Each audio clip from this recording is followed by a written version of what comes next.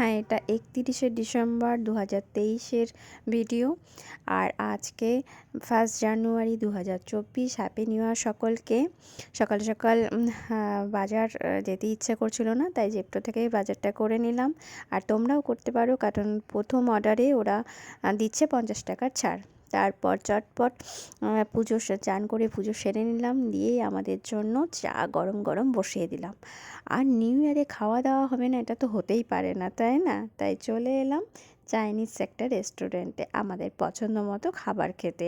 রেস্টুরেন্টটা কিন্তু দারুণ সাজিয়েছিল।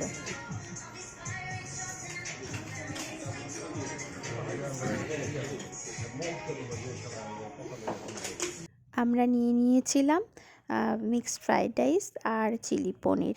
এটা খেতে এর আগেও আমরা খেয়েছি এই রেস্টুরেন্টে। এটা খেতে সত্যিই আমাদের খুব ভালো লাগে, আর তাই আজকে অন্য কিছু ট্রাই করলাম না, এটাই নিয়ে নিলাম।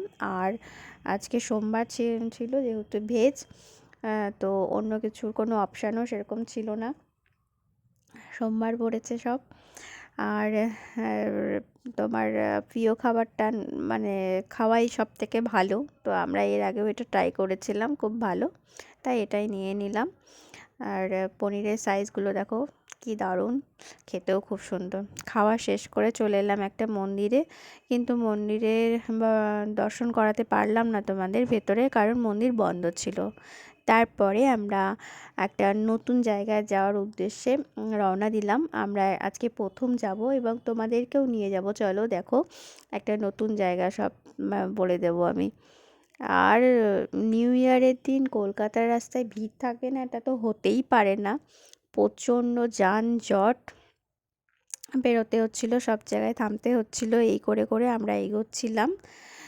আর রাস্তায় জ্যাম তো থাকবেই, তার মধ্যে দিয়ে নিজের গন্তব্যস্থলে পৌঁছতে হবে, তাই আমরাও সেইভাবেই এগিয়ে যাচ্ছিলাম, সব কিছুর পরোয়া না করে। তো আমরা নতুন জায়গায় এসেও গেছি।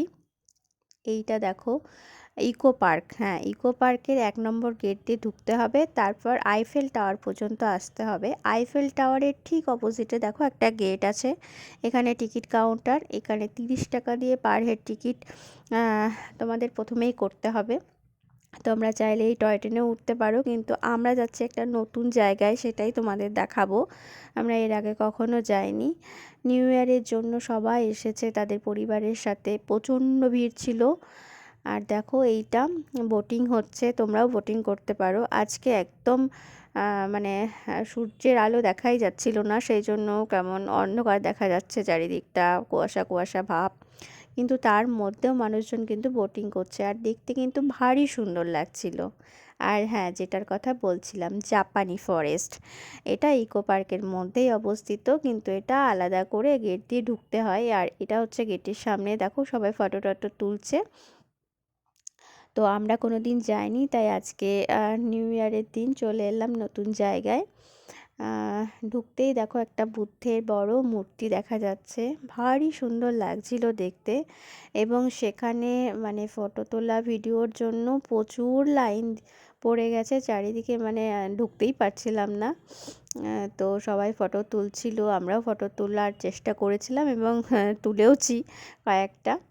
আর এইটা দেখো, এইটা হচ্ছে তার মধ্যেই জাপানি একটা রেস্টুরেন্ট, যেখানে জাপানিদের মানে বলছে জাপানিদের খাবার টাবার পাওয়া যায়। তো আমরা গেলাম না, কারণ আমরা প্রথমেই খেয়ে এসেছি আর পেটে এতটুকু জায়গা নেই।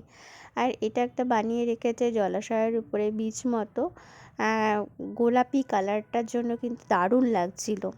এখানে তোমরা যদি ফটো মানে তুলতে চাও, ভিডিও শ্যুট করতে চাও, এই জায়গাটা কিন্তু ভারী সুন্দর।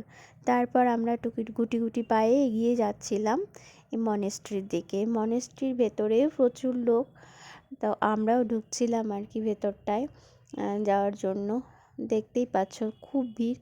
আর এই যে জাপানে যেতে না পারলে কি হবে, এটা কিন্তু আমরা ঘুরিয়ে নিয়েছি। আমরা দুজনেই ট্রাই করেছি এবং ঘুরিয়ে নিয়েছি, ভারী ভালো লাগছিল। আর এই দেখো তোমার মনেস্ট্রিটা ভেতর দিকটা কিন্তু আমরা দেখতে পাইনি, কারণ দরজা লক ছিল, তাই বাইরে থেকেই দেখাতে হলো।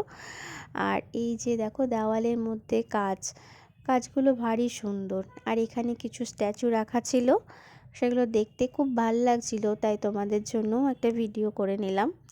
ভারী সুন্দর। এখানে কিন্তু সবাই এসে বসে পড়ছিল, কিন্তু এটা বসার জায়গা নয়। আর আর অন্যদিকে ছিল নানান ধরনের জলাশয় বা এইটা দেখো একটা ব্রিজ করে রেখেছে, এখানেও জায়গাটা খুব সুন্দর লাগছিল। আর এই দিকটায় একটা আছে জলাশয়, আর একটা ঝর্ণা মতো, কিন্তু জলাশয়টা বাড়ির নোংরা ছিল। মানে এটা যদি ক্লিন হতো তাহলে আরও বেশি ভালো লাগতো। যাই হোক, সব মিলে পরিবেশটা কিন্তু বেশ সুন্দর। আর এই জলাশয়ের এখানে, এই ঝর্ণাটার এখানে কিন্তু তোমরা যেতে পারবে না, ওই সাইড দিয়ে অনেকে উঠছে বটে, কিন্তু সেভাবে যাওয়ার রাস্তা নেই এই দিকটা। আর অন্য দিকটা দেখাচ্ছি, দেখো তোমাদের।